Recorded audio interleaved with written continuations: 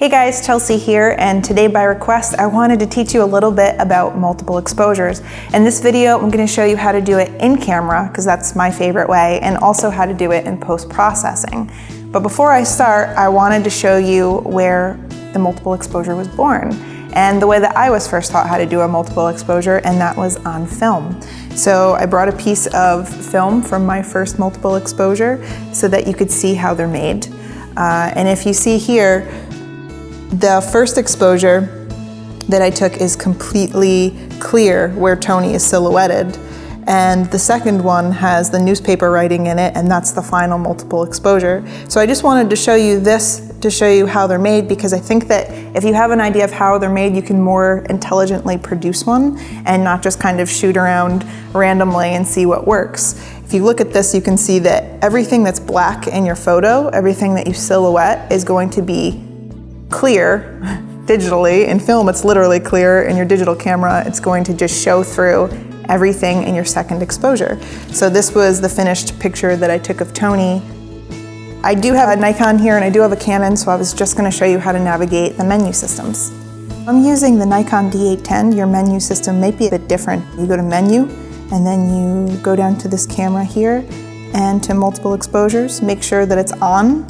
Then you're good to go. You just have to take 2 consecutive pictures and there'll be a multiple exposure. So let me show you how to do it with your Canon. I'm using a Canon 7D Mark II, but I know that it's the same on the Mark III as well. So you hit this art button here with the little paintbrush and you go to the second one, and that's multiple exposure. Select it, turn it on, and do additive. So I'll take my first picture of Tony. And if you need a refresher on taking a silhouette, you want to backlight your subject, and then it helps to also put your exposure compensation down a few stops. You don't need a white background, you don't need a studio. You could use the sky on a sunny day, on a clear day, and just shoot low and silhouette your subject. Or you can use someone in front of a window like I'm doing, but you'll have a more cluttered background this way. I don't really mind having some texture to the background and having some context, so that's what I'm doing. Tony, will you lift your drink so I have that in the picture? Will you lift it with your other hand so that your hand's not in the way of the drink?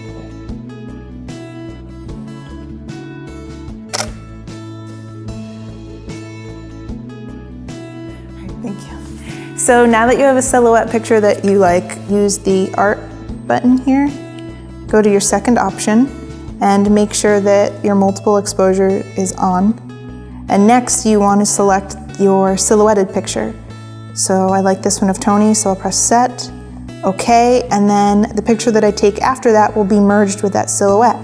One thing you want to make sure is that your exposure for your second picture is good. So you want to make sure that your exposure compensation isn't still down from your silhouette.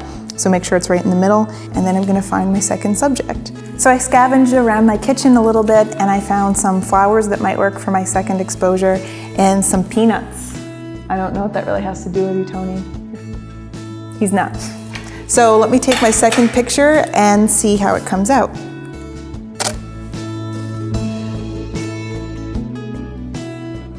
The peanuts came out okay, but they don't really make a lot of sense. Tony's drinking out of a mug, and then what, peanuts in the background? That doesn't make sense. It'd make more sense if it all came together, like this example of one I did of him with his cup and coffee. Or the one that I did of my friend Siobhan with a microphone.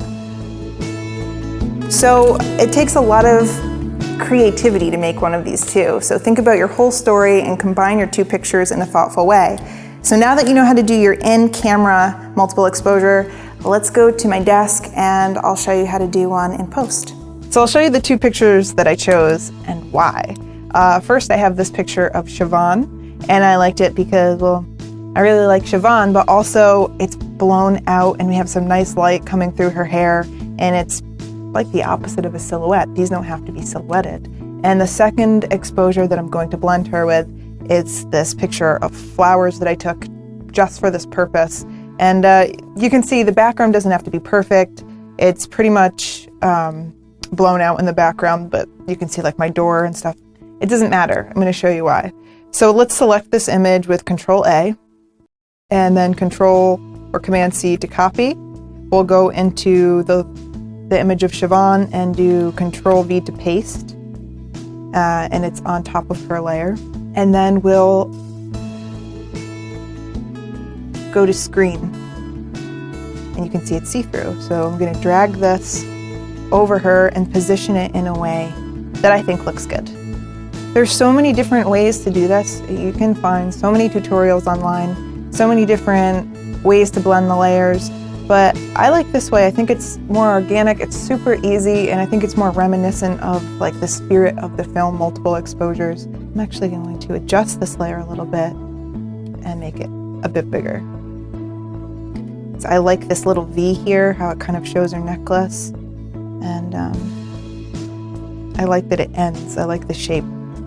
These little random flowers. I'm going to press Enter, and then there are some things that I'd like to clean up. So you can see that her eyes are kind of obstructed, and I'd like to make them a bit more clear, and I might clean up the edges a little bit.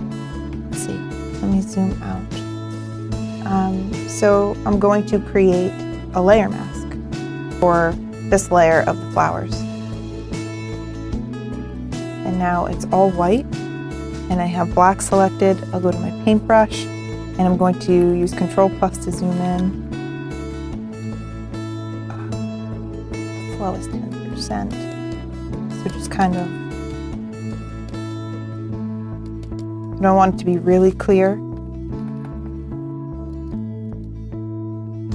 That looks better to me. And then there's a little bit here.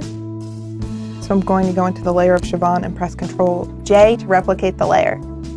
And then I'll make another layer, put it underneath that one. I'm going to make this layer all white because I want this to be white, and I want to put a layer mask on Siobhan's layer, so there has to be something white under there.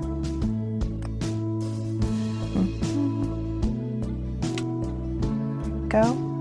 Now I can add layer mask.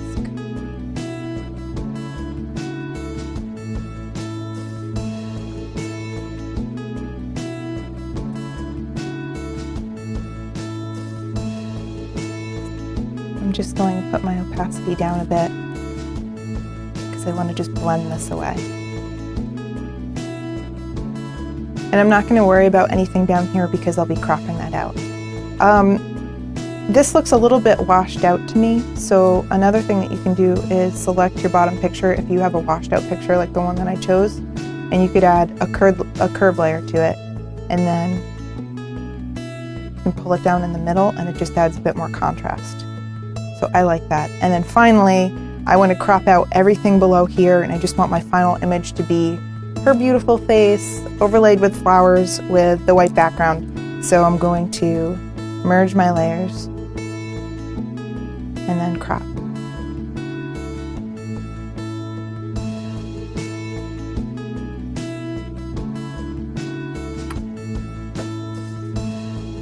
So I really like the way that this turned out, and I can't wait to show Siobhan. If you want to learn more about photography, you should check out our book, Stunning Digital Photography. It's $9.99 for the ebook. It comes with 9 hours of video. Great deal. And if you want to learn more about post-processing in Lightroom, you can check out our Lightroom 5 book. Thank you.